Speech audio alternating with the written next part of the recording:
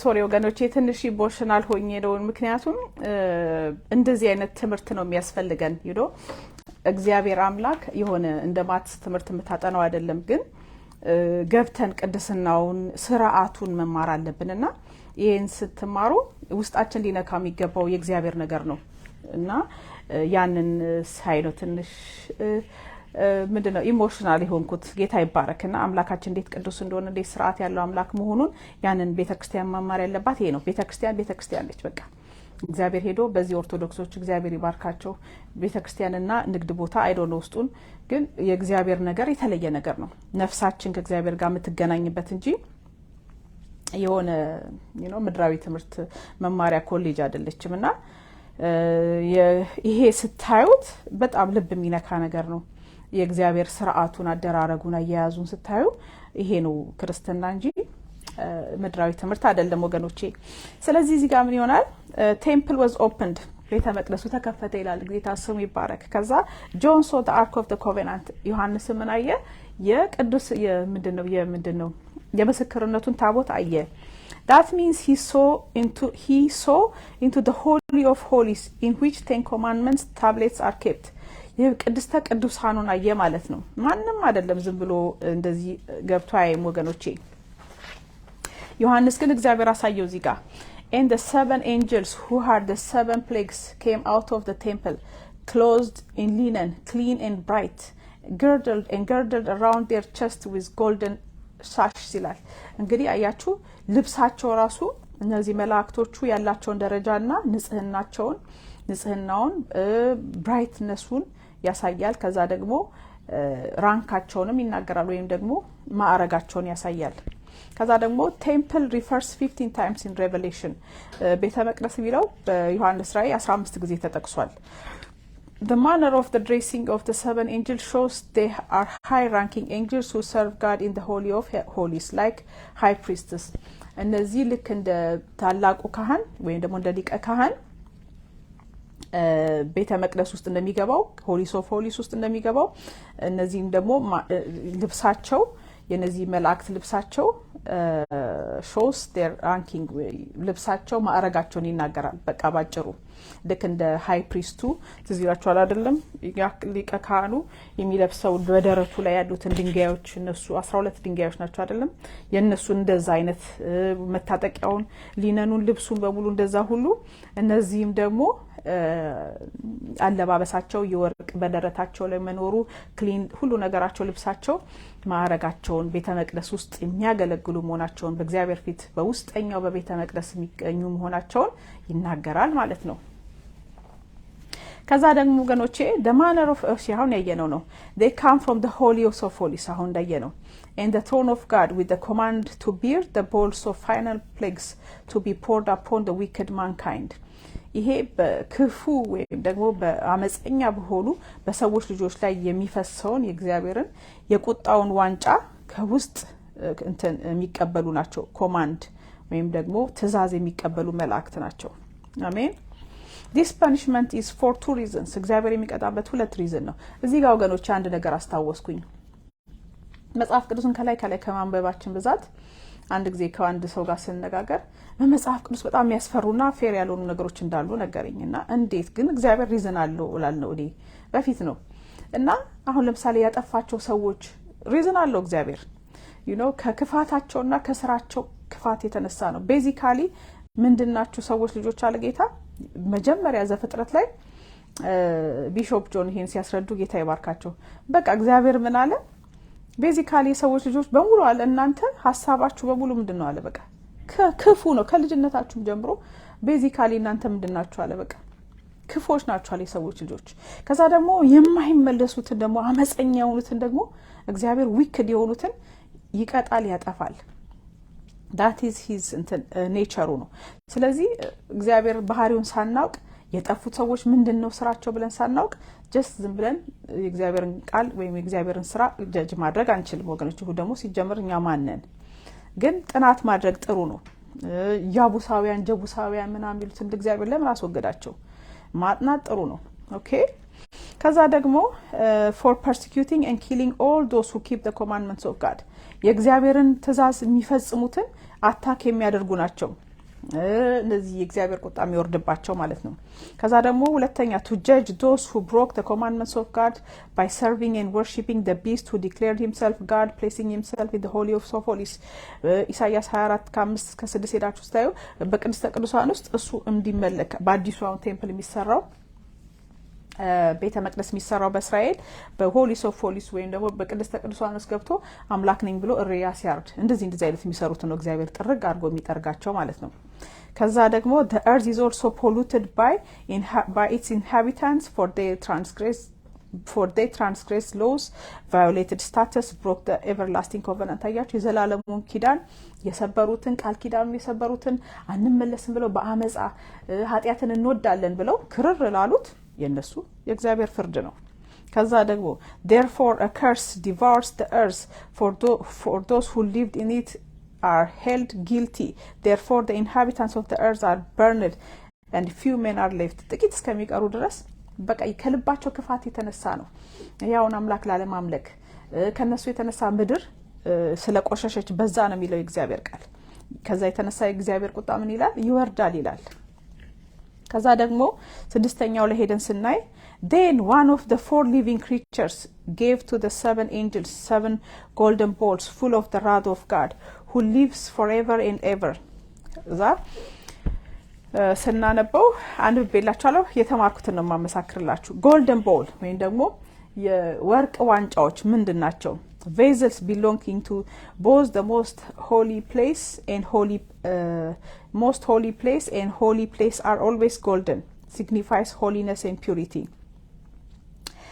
በቤተ መቅደስ ውስጥ አይታችሁ ነው ወገኖች የቃዎቹ በሞስት ሆሊ ቅዱስ ቅዱሳን ውስጥ ያሉት እንደ መኖራው እንደዚህ የእግዚአብሔር 10ቱ ትእዛዛት ምንድነው የወርቅ መቅረዝ እነሱ ሆሊስ ኦፍ ሆሊስ ውስጥ ያሉት ቤተ መቅደስ ውስጥ ያሉት እቃዎች ከወርቅ የተሰሩ ናቸው። እንደውም እግዚአብሔር ቃል ምን ይላል የወርቁን ይሄ ምንድነው በአማርኛ መኖራው ምንድነው ላምፕ ስታንዱ ይሄ መብራት የሚበራበትን ማለት ነው እሱን ከአንድ ወጥ ወርቅ ነው የሚሰራው ከአንድ ወጥ ያም የእግዚአብሔርን ሆሊነስ እና ፒዩሪቲን ያሳያል። ከወርቅ የተሰራው በምንድነው ቅድስናውንና ፒዩሪቲውን ያሳያል ወገኖቼ ምን እንደሆነ ንጽህናውን ያሳያል። አሜን። ከዛ ደግሞ it must be noticed here that the 4 living beings who were involved in breaking the seals were also involved here in handling the bowls of the plagues to the 7 angels. አይታችኋቸዋል። the 4 living creatures አራቱ አውሬዎች እንትኖች ነው የሚላቸው እንስሶች ነው የሚላቸው። አንደኛው ሰው ይመስል ነበር እንደ ሰው መልክ ነበረው። አንደኛው የጥጃ መልክ ነበረው። የመጀመሪያው የአንበሳ መልክ ነበረው። ሌላኛው ደግሞ የንስር መልክ ነበረው። እነዚህ እንትኖች እንስሶች የሚላቸው ያን ያላቸውን ስራ breaking of the seal ማህተሙ ጌታ ኢየሱስ ክርስቶስ ሲሰብረው ማህተሙ ሲሰበርና ፍርዱ ሲመጣ እነሱ ትዝ ይላቸዋል ዮሐንስን ከእንስሶቹ ከአራቱ እንስሶቹ አንዱ ናና ያለ ሲለው ምዕራፍ 4 ላይ አይተናል አይደል? ምዕራፍ 4 ይመስለኛል። ሁለተኛውም እንስሳ ምን አለኝ ናና ሲል ሁለተኛው ማህተም ሲሰበር እንደዛ ማለት ነው። ስለዚህ እነዚህን አራቱን እንስሶች አይተናል። እነዚህ አራቱ ያየናቸው እንስሶች እዚህም ላይ ደግሞ የእግዚአብሔር የቁጣው እንትን ጽዋ ላይ ኢንቮልቭድ ሆኖ እናያቸዋለን ወይም ደግሞ ሲሳተፉ እናያቸዋለን ሲያቀብሉ እናያቸዋለን to the 7 angels የቁጣውን ጽዋ ለሰባቱ መላእክት ሲያቀብሉ እናያለን ወገኖቼ። ለኔም በጣም ጥሩ ሪቪዥን ሆኖልኛል ወገኖቼ። በጣም it's very good ደግሞ ጌታ ይመሰክርልናል የዚህን ቃል ትንቢት የሚሰማ እኔ መሰክራለሁ ብሏል ጌታና ለምትሰሙ ሰዎች ራሳችሁ መስማታችሁን ጌታ ይመሰክርላችኋል። አሜን። ለኔም ይመሰክርልኛል በማንበቤ በመማሪ ያስተማሩኝም ይመሰክርላችኋል ደብል ጥፍ። አሜን። ከዛ ደግሞ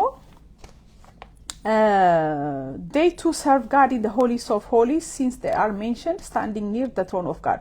Revelation 4:6 and 7:11 አያችሁ እነዚህ አራቱ እንስሳ የሚላቸው እግዚአብሔር ቃል ቅድስተ ቅዱሳን ውስጥ ነው ያሉት። በቴምፕል በሰማይ ያለችው ቅድስተ ቅዱሳን ውስጥ ያሉ ናቸው። በእግዚአብሔር ዙፋን ያንንም ለእግዚአብሔር ቅርብ መሆናቸውን ያሳያል። ከዛ ደግሞ God uses አንዲ ወገኖች ሾሻና are you okay? okay ነይዚውኝ አላየውሽምና ከዛ ደግሞ God uses his living creatures to hand oversee the pouring of 7 final plagues of God's judgment upon Satan's 2 beasts and its inhabitants. ያያሉ ቁጣውንም ያቀበላሉ የቁጣውን ጽዋም ያቀበላሉ ለመላእክቶቹ እነዚህ አራቱ እንስሶች አፈጻጸሙንም ያያሉ። እዚህ ላይ እንዳውም ትዛለኝ ምንድነው 24ቱም ሽማግሌዎች ጌታ ሲልካቸው አይተናል አይደል? ወደ ሲኦል ራሱ ይልካቸዋል። እንደዚህ ጌታን ያገለግሉታል። አገልጋዮቹ ናቸው። አሜን።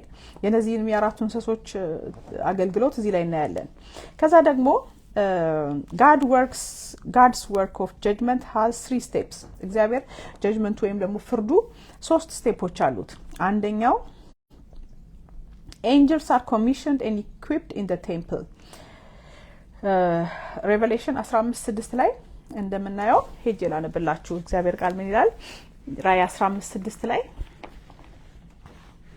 በጌታ በኢየሱስ ስም አነባዋለሁ። ከዚያም በኋላ አየው የምስክር ድንኳኑን መቅደስ በሰማይ ተከፈተ። 7ቱ መቅሰፍት የያዙት መላእክት ከመቅደሱ ወጡ። አያችሁ ከመቅደሱ ወጡ። ከተልባ እግርም የተሰራ ጥሩ የጌጥ ልብስ የለበሱ በደረታቸውን በወርቅ መታጠቂያ ታጠቁ። አያችሁ they are equipped and commissioned ታጥቀው እግዚአብሔር አስታጥቆ የሚልካቸው ናቸው። ያን እናያለን። ከዛ commissioned and equipped መሆናቸውን እናያለን እዚህ 15:6 ላይ ለዚህ ስራ commissioned ናቸው የተላኩ ናቸው። ከዛ ደግሞ አስታጥቋቸዋል ልብሳቸውንም አይተናል። ከዛ ደግሞ angels receive the golden bowls full of God's wrath from one of the living beings. ከዛ ደግሞ ከአንደኛው ከሊቪንግ ክሪቸሩ ከአንደኛው ከእንስሳ ያንን ሲቀበሉ 15:7 ላይ እናያለን። ከአራቱ እንስሶች አያችሁ ከአራቱ እንስሶች አንዱ ከዘላለም እስከ ዘላለም ድረስ የሚኖር የእግዚአብሔርን ቁጣ የሞላባቸውን አያችሁ የዘላለሙን አምላክ ቁጣው ያዘውን የሞላባቸውን 7 የወርቅ ጽዋዎች ለ7ቱ መላእክት ሰጣቸው። they gave to each of them. እግዚአብሔር አስታጥቆ ኮሚሽን አድርጎ ተልኳቸውን ሰጥቷቸው አስታጥቋቸው ነው የሚልካቸው። ያ ነው እግዚአብሔር ሁለተኛ እንትኑ አንደኛ የፍርዱ ሂደት ማለት ነው። ከዛ ደግሞ ሶስተኛው ምን ያጠቃልላል? Angels cannot take a step towards in the act of judgment until God gives the command. Revelation 16:1 እግዚአብሔር ካላዘዘ በስተቀር በድግ ብለው መላእክት የሚያጠፉትም የሚታዘዙትም ነገር የለም። ያንን የትናያለን 16:1 ላይ ስናይ ለሰባቱ መላእክት ሄዳችሁ የእግዚአብሔርን ቁጣ ጽዋዎች በምድር ውስጥ አፍስሱ የሚል ታላቅ ድምጽ ከመቅደሱ ሰማው። የእግዚአብሔርን ድምጽ ማለት ነው። ከመቅደሱ ያለው ጌታ ድምጹን ሰማው። ስለዚህ they are waiting እግዚአብሔር የሚላቸውን ጀጅመንት ከመፈጸማቸው በፊት በድግ ብለው አሁን ጽዋው በእጅ ያለ ብለው አያፈሰው መልአኩ የእግዚአብሔርን ትእዛዝ ይጠብቃል። አሁን ለምሳሌ የመጨረሻውን መለከት ጌታ ሲመጣ ኋለኛውን መለከት ለመንፋት አንድ መልአክ ያለፈው ጊዜ ተነዋል። እንደዚህ ያለ ነው ይዞታል። እቺ ምንድነው መለከቷን ወይም ደግሞ እቺ ጥሩምባዋን እንደዚህ ይዟታል እና he's waiting ከእግዚአብሔር ነው ኮማንድ የሚጠብቀው። ያያችሁ አሁን መጥቶ ጥሩ ቢሎ አይነፋም። ጌታ ትእዛዝ ሲሰጠው he's waiting for his command እንደዚህ የእግዚአብሔርን ኮማንድመንት ይጠብቃል። መላእክቱ ትእዛዙን ይጠብቃሉ። አሜን። እዚህም ጋር እንደምናየው ዋንጫውን ይዘዋል። they are ready commissioned ናቸው። they are ናቸው equipped ናቸው። ተሰጥቷቸዋል ስራቸው። ልብሱንም ለብሰዋል። ጽዋውም ተሰጥቷቸዋል። they are waiting ምንድነው የሚጠብቁት? የእግዚአብሔርን ትእዛዝ ይጠብቃሉ። አሜን። ከዛ ደግሞ all this shows that God is righteous in his judgment, does not act in haste but in a calm and measured manner. አያችሁ እግዚአብሔር righteous በስራው ጻድቅ መሆኑን እናያለን። በችኮላ በግልፍተኝነት ልበለው እንደ ግልፍተኝነት የሚያደርገው ነገር የለም። በሁሉ ነገር በሜዠርመንት መዝኖ ብሎ ዳኛ ነው። እሱ የሁሉም ዳኛ ነው። አይተናል ዕብራውያን ላይ መዝኖ ስራውን አይቶ ካልም ሆኖ ቀዝ ብሎ ነው ጌታ ፍርዱን የሚሰጠው። እንደውም አንድ ምስክርነት ትዝ አለኝ። መጨረሻ ቀን ላይ የፍርድ ቀን ላይ ማለት ነው ወገኖቼ፣ እግዚአብሔር በጣም አንደኛ ሜርሲ የለም በዛ ቀን፣ የፍርድ ቀን ምህረት የለም፣ ጠብታ ምህረትም የለችም። እና ያለውን የእግዚአብሔርን ካልምነስ ሲያሳዩ በራእይ ያሳያቸው ሰዎች የእግዚአብሔርን ፍርሃት በውስጣችን ይከታል። ምክንያቱም እግዚአብሔር በጣም የሚያስፈራ ጻድቅ አምላክ ነው። ሰዎች ብዙ ጊዜ ጥርሳቸውን ያፋጫሉ። እንዲህ አይነት አምላክ ነው እንደው በስርዓት ነው። መላእክት ራሳቸው ሲያስወግዷቸው ማለት ነው ወደ እሳት የሚገቡትን ሲያስወግዷቸው በስርዓት ነው። በጣም በእግዚአብሔር እንትን ነው እና የሆነ ያመሳቀሉም አይደለም። ሰዎችም ሚስ ማድረጋቸውን እግዚአብሔርን ይጸጸታሉ። እግዚአብሔርም ደግሞ በቃ በዝምታና በሚያሳዝን ልክ እንደ ቅጠል ነው በቃ እፍ ብለው የሚሄዱትና እሱ እንደውም እኔ ቪዲዮን ካገኘሁት በደንብ ሰምቼ አካፍላችኋለሁ። ያ ምንን ያሳያል? እግዚአብሔር በጣም በካልም ሁኔታ የመጨረሻውን ፍርድ እንኳን በማዘን ነው በቃ ሀዘኔታ ነው እንጂ የሆነ በግልፍተኝነት የሚያደርገው ነገር የለም እግዚአብሔር። አሜን። ከዛ 8 ላይ ደን ስናይ and the temple was filled with smoke from the glory of God and from his power and no one was able to enter the temple until the 7 plagues of the 7 angels were finished. አያችሁ የእግዚአብሔር 7ቷም ቁጣ እስክትፈጸም ድረስ የእግዚአብሔር ግሎሪ የእግዚአብሔር ዳመና ቤተ መቅደሱን ሞልቶታል። ከዛ ደግሞ from his power ከኃይሉ የተነሳ ያቺ 7ቷ የእግዚአብሔር የቁጣ ዋንጫ እስከምትፈጸም ድረስ ማንም ቤተ መቅደስ መግባት አልቻለም። ለምን ማለት ይሄ ምን ያሳያል ወገኖቼ? አንድ እግዚአብሔር ጀጅመንት ውስጥ ቁጣ ውስጥ ከገባ ማንም አይገላግለውም። ገላጋይ የሌለው ነው ማለት ነው። ይግባኝ የሌለው ፍርድ ነው የሚባለው በአማርኛ። that's why ንስሐ የሚያስፈልገውና መመለስ ያንዴ ይግባኝ የሌለበት ነገር ውስጥ መግባት ማለት ነው። that is dangerous። ማንም እዚህ ላይ እንደምናየው ቁጣው እስከሚፈጸም 7ቱ የእግዚአብሔር ቁጣዎች እስከሚፈጸሙ ቤተ መቅደስ ውስጥ ሊገባ የሚችልም የለም ይላል። ከዛ we read of a similar incident in 2 Chronicles 7:1-2 now when Solomon ሰለሞን የእግዚአብሔርን ክብር እዚህ ጋር ስናይ ሰለሞን ያው ቤተ መቅደሱን ሰርቶ ሲጨርስ ቤተ መቅደሱ በግሎሪ በእግዚአብሔር ክብር በደመና እንደተሞላ ሊያቆመው ማገልገል እስኪያቅታቸው ድረስ እንደሆነ አይተናል። እዚህ ጋር ስናይ ወገኖቼ and this scene is reminiscent of Revelation 8:3-5 tending to remind one of the እነዚህ ስናይ ራእይ 8 ከ3-5 ያለውን ያስታውሰናል ይላል። እዛ ስለ እጣኑ እንደዚህ የሚናገረውን ሄዳችሁ ራእይ 8 ከ3-5 ያስታውሰናል ይላል። ሄዳችሁ አንቡት ወገኖቼ። ይሄኛውን ስናይ ማለት ነው አሁን 15 ላይ ያለውን ስናይ ያንን ራእይ 8 ከ3-5 ያለውን ያስታውሰናል። ያ ከዛ ደግሞ ሄዶ ማንበብ ብቻ ነው ወገኖቼ። ከዛ ቶሎ መጨረስ ስላለብኝ ማለት ነው። ከዛ ምን እናያለ? ሶስተኛ the temple was filled with smoke from the glory of God ከእግዚአብሔር ክብር የተነሳ ዳመና የተነሳ ቤተ መቅደሱ ምን ሆኗል? ክብሩ ተሞልቷል። በክብር ደመናው ተሞልቷል። the glory of God, the visible presence of God is always in the temple and it does not produce smoke. ይሄንን ቀደምም ዲስከስ ያደረኩ ነበርና the visible presence of God ወይም ደግሞ የተገለጠው የእግዚአብሔር ክብር always በቤተ መቅደስ ውስጥ አለ፣ ሁሉ ጊዜ አለ። it does not produce smoke ማለት የኛ አምላካችን ግሎሪው ራሱ ክብሩ ዳመና አለው እንጂ ከውስጡ ጭስ የሚያወጣ አይደለም። ማለት ምንድነው? እንደ ዕጣን አይደለም። አሁን ለምሳሌ ዕጣን ስታደርጉ ዕጣን ይጨሳል አይደል? እንደዛ ሳይሆን ከውስጡ ራሱ ግሎሪው የሚወጣ ነው የእግዚአብሔር ክብር ነው እንጂ it doesn't produce smoke ፕሮዲዩስ እያደረገ like artificial ምናምን ነው እንደሚታየው ወይ እንደ ዕጣን አይደለም። that's how I understood it።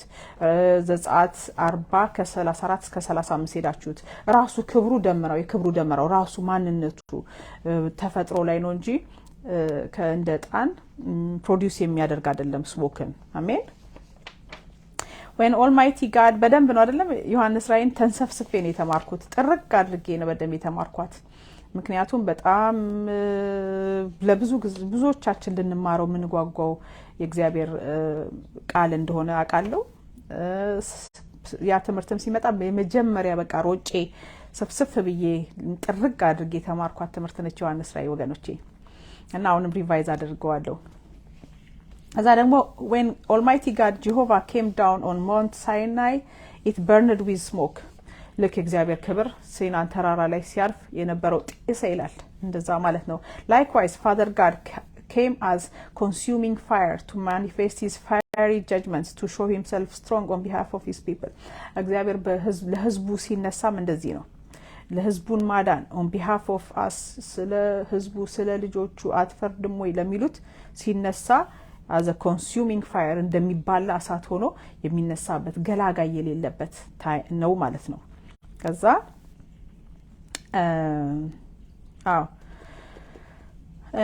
ይላል ከዛ ደግሞ that is the temple was filled with smoke from the glory of God and from his power ከዛ no one was able to enter the temple ይላል እዚህ ላይ ተናላለለም የነዛይ ሰባቱ ጸዋዎች እስከሚያልቁ ድረስ ማንንም በቤተ መቅደስ ሊገባ አልቻለም ይላል ያ ምንድነው no more intercession for mitigation can be made anymore የነዚህ no time ማለት ነው አሁን ታይም አይደለም እግዚአብሔር ፍርዱስ ከገባ በኋላ እጁን መሰብሰብ አይቻልም ማለት ነው ጌታው እንዲያታድርግ ልክ እንደ ሙሴ እጁን በቃ ላጥፋቸው ሲል እጁን ሊትራሊ ይዞ እንደዚህ እንዳለው ሳይሆን እግዚአብሔር ፍርዱስ ከገባ አለቀ ማለት ነው no amount of mercy will be shown anymore ልክ እንደ judgment day ወይም ደግሞ እንደ ፍርድ ቀን ማለት ነው የፍርድ ቀን ማለት እግዚአብሔር አስቦ ካልኩሌት አድርጎ ሂሳብ የሚሰጥበት ታይም ላይ ማንንም ገላጋይ የለውም ማለት ነው ባጭሩ ቤተ መቅደስ ማንንም ሊገባ አልቻለም የሚለው ያ ነው ትርጉሙ ወገኖቼ ጌታ ስሙ ይባረክ ስላስተማረን በጣም አመሰግናለሁ ጌታን this is the end of chapter 15 ምዕራፍ 15 በዚህ ያጠናቀናታል በድል chapter 16 ደግሞ በጄ ላይ ያለች chapter 16 ምዕራፍ 16 በጣም ኢንትረስቲንግ ነው ሁሉም ኢንትረስቲንግ ነውና እሱንም ደግሞ እናያለን እግዚአብሔር ቢፈቅድ ውጭ ወጥቼም ወንጌልን እግዚአብሔር መንግስት ቀርቧል እግዚአብሔር መንገድ prepare the way of the lord የሚለው መዝሙር ጌታ በጣም ተናገረኝ በቀደም በዛና ኤንጀል ቲቪ ያየሁኝ ዴቪድ ሲዘምር prepare the way of the lord ያለ ሲል የእግዚአብሔርን መንገድ አዘጋጁ እኮ ያለን ነው ጌታ የጌታ መንገድ ሁላችንም የጥቂት ሰዎች አይደለም ወገኖቼ መንገዱን ማዘጋጀት አለብን prepare ሰውን ማዘጋጀት ማለት እኮ ነው የሰውን ልብ ማዘጋጀት ማለት ነው አሁን ለምሳሌ በርበሬሽ ምንድነው ሙሽራ መጣ በርበሬ ቀንጥሱ እንዳይሆን ይባላል አይደል በርበሬ ኦሬዲ የዛሬ ስንት ጊዜ ተዘጋጅቶ መቀመጥ አለበት ለሰርግ እንደዛ ማለት ነው ህዝቡንም እንደ በርበሬ እንደሚዘጋጀው ህዝቡ መዘጋጀት አለበት ታጥቦ ተዘጋጅቶ ተሰናድቶ ከዛ በኋላ ያ ነው preparing the way for the lord ለእግዚአብሔር ለጌታ መንገድ ማዘጋጀት ጥርጊያ ጎርባጣ የሆነው እንትን ይበል ተራራው ዝቅ ይበል ዝቅ ያለው ከፍ ይበል የሚለው እሱ ማለት ነው ስለዚህ ምንድነው ጌታው ያልኩኝ ይሄን ተሰማ በጣም ተናገረኝ ውስጤ prepare አለ ዴቪድ ሲናገር በቃ prepare the way of the lord ያለ ሲል ለኔ በጣም ተናለኝና እኔ ማወጥቼ have to prepare his way አልኩኝ get ready እኛ ብዙ ጊዜ የእግዚአብሔርን ቃል በራሳችን ቃል እንተካዋለን ኖ የእግዚአብሔር ቃል ለራሱ ይናገር የእግዚአብሔር ቃል ስራውን ይሰራል prepare አለን አይደል እኛ ሞተን ምንድነው ያለን get ready በሉን ያለን ተዘጋጁ ሰውን ራሱ መንፈስ ቅዱስ ያዘጋጀዋል get ready ጌታ ሊመጣ ነው እንዴት እንደሚዘጋጁ ያውቁታል ራሳቸውም ጌታም ያዘጋጃቸዋል ስለዚህ የእግዚአብሔርን መንገድ prepare the way of the lord እኔ እንደተናገረኝ ጌታ ሌላውን ተተን prepare the way of the lord prepare የእግዚአብሔርን መንገድ የጌታን መንገድ አዘጋጁ ጥርጊያውን መንገድ አዘጋጁ አይደለም ተራራው ዝቅ ይበል ሸለቆም ከፍ ይበል ስለ ልብና ስለ ላይፍ ነው የሚናገረው ተራራው ነው ነገርላችን ዝቅ ይበል ዝቅ ያለውም ከፍ ይበል ደልዳላ መሬት በቃ ለጌታ የሚመቸው መንገድ ልባችን ስለዚህ በዚህ ያጠናቀቀዋለሁ prepare the way of the lord የጌታን መንገድ አዘጋጁ ሁላችንም ጌታ ይባርካችሁ I love you guys እነ ሮዚዬ bye bye